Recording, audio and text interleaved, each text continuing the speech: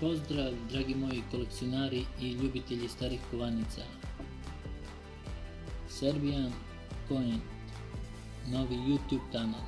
Ovo je prvi video i krećemo sa 10 para iz 1868.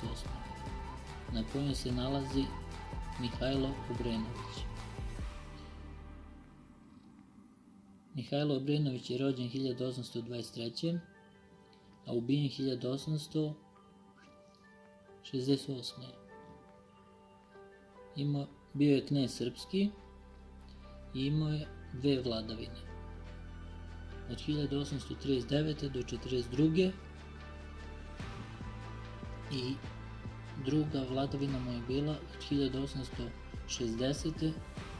do 1868. kada je ubijen na Košutnjaku. To je bio neki uvod kovanice, čisto se zna.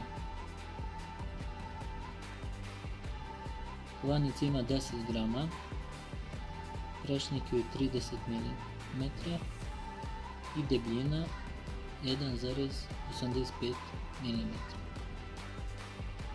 Napravljena je od bronze.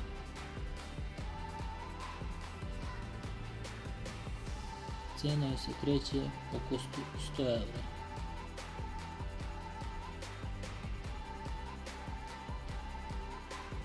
Prelepa kovanica.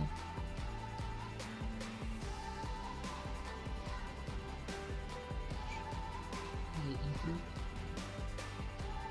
5 kruna samo kako uzem.